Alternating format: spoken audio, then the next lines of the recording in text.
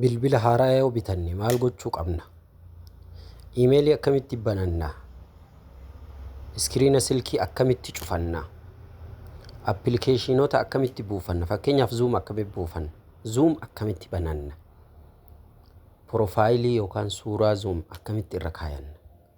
Ruum akkamitti seenna? Ruumii Zoomiidha.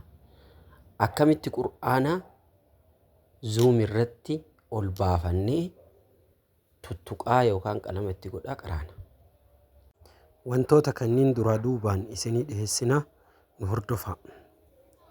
Takka takkaan adda babaasaa yookaan kukkutaa isinii dhiheessina nu hordofaa. Bismillaahi irrahmaani irrahiim.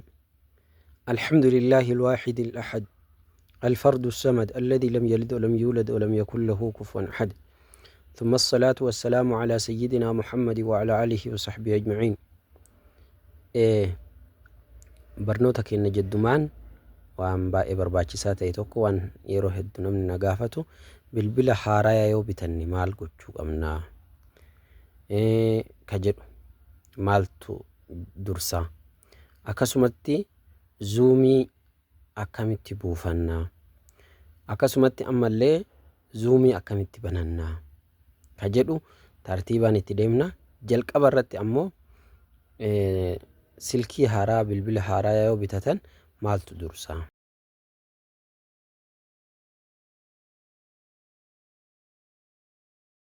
Jalqaba ka dursu Google akkaawuntii banachuudha. Google akkaawuntii kana karaa garaagaraatiin banatan. Yookaan aappii Google akkaawuntii barbaadu. Aappii Google akkaawuntii barbaadu ofii isaatii akka ati bantu si affeeruutu jira. Piloo istoorii yoo bante fakkeenyaaf saayin in siin jedha kun kanatti saayin in siin jedha. Saayin in kana yoo gattuu hixe inni ofii isaatii akka ati akkaawuntii banattu yookaan akkaawuntii duraan qabdutti galchitu si ajaja jecha. Kunoo kireetan akkaawuntii jechuun akkaawuntii banadhu jecha. Asitti yoo qabaatte immoo akkaawuntii itti galchitee asitti next jettee itti fufte. Kireet akkaawuntii jedhaa asirraan illee itti fuftee barachuu dandeettaa jechuudha. Karaa garaagaraatiin googilii kiroomii fakkeenyaaf kiroomii kanaanillee jiimeelii kana googilii kanaanillee si ajajee kallattii saniinillee banuu dandeetta. Even yuutuubii keessaanillee banuu dandeetta. Karaa garaagaraatiin banuu dandeetta. Sun akka jirutti tahee amma karaa garaagaraatiin osoo banuu dandeettuyyuu inni ati silkii yoo banattee yoo bitatte Google akkaawuntii banadha jettee yoo yaadde Google akkaawuntii banachuudhaaf silkii haaraa irratti Google akkaawuntii banachuudhaaf Gmail ka jedhu kana so'ixxa isa kana jecha. Isa kana so'ixxee gattuu hixa. Wayita gattuu hixee add an email address jedha. Akkana sii fida wayita gattuu hixa. Google ka jedhu kana tuuyixa. Ka gubbarraa ka Google jedhu tuuyixa. Akkana search sii godhaa. Eegasii kireet akkaawuntii ka jedhu kana tuuyixa. Yoo ka duraan qabdu taate ammoo as bira galchita. Bakka kanatti galchita jecha. Namni duraan qabu hin beeka waan ta'eef nama haaraa himaa jirra. Akkanatti kireetii kana yoo tuuyitu akkanatti waan kanneen sii fida.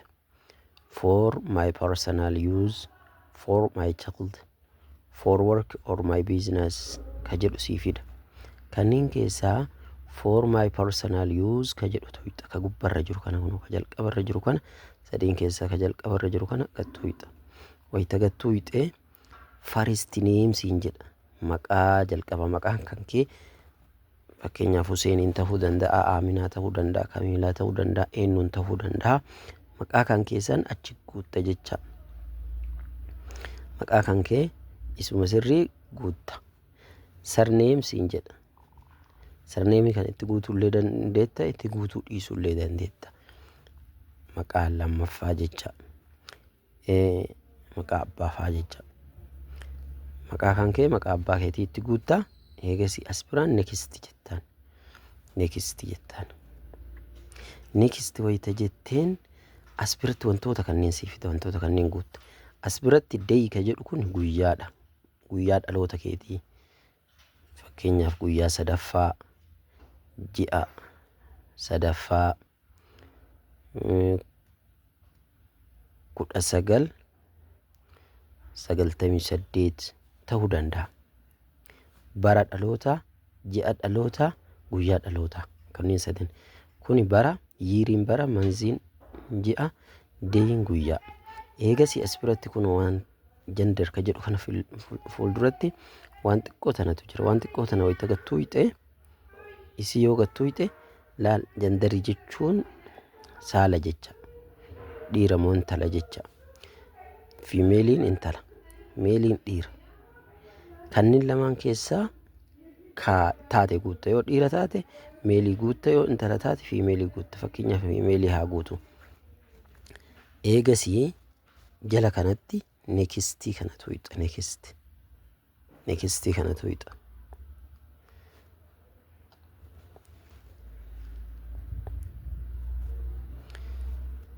Nekistii kana wayitatu hixee sarchi godheeti isteepitti aanutti nu dabarsa jecha. Amma akkanatti fide. Iimeelii akkana si haa ta'uu siin jedhe laala. Akkanatti si haa barreeffamu. Akkanatti si haa barreeffamu. Iimeeliin kan akkana ta'u feeta moo akkana ta'u feeta. Moo kana maraan feetu asitti ka biraa barreeffatu barbaadda akka barbaaddutti. Kanaaf yeroo baay'ee kama inni sii fidu yoo fudhatte bareeda jecha namni jalqabarra jiru. Barreessuu waan si rakkisuuf. Kanaaf fakkeenyaaf kanneen lamaan keessa kanaa ta'u fudhadha. Eegasii as biratti kunoo jala kanatti nekisti tuqa. Eegasii amma paaswordii na gaafata. Amma paaswordii kana qofa jecha wanni baay'ee yaachisan. Paaswordii kana qubee guddaa, qubee xiqqaa, lakkoofsa wal keessatti barreessita. Baay'inni isaa 8 ta'uu qaba. Fakkeenyaaf paaswordii an amma qubee guddaa godhee 1 2 3 godhee fakkeenyaaf akka isin salphatuuf qubee xiqqaa wahii godhee 4 5 6 yoo godhe naa guuti amma ka eegasii nekisti jedha. Paaswordii isinii ta'u as biratti guuttan jecha. Eegasii as biran nekisti tuuxan nekistii kana jecha nekisti. Wayita nekistii tuuxani akkana isinii fida. Iimeeliin keessan akkana jira siin jedha. Eegasii haa ta'u fayyadamuu dandeettaa siin jedha. Nekisti gootam. Amma seera sitti fida seera googilii kana dubbisuudhaafillee yeroo biraa itti yaaddee dubbista jecha. Kana akkanuma ol harkiftee jara kana seera kana an fudhadhee ka jedhu agrii ka jedhu tuuxa jecha jala kana. Wayita agrii kana tuuxee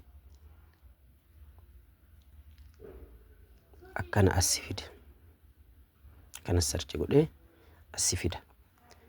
Accept goota jecha. Jala kanatti kunoo accept. Kunoo amma laal iimeeliin kenna banamee jira jecha. Gaafa iimeelii biraa barachuu barbaaddullee add ka jedhu kana gooteetuma itti fufta. Amma take me to gmail ka jedhu kanatu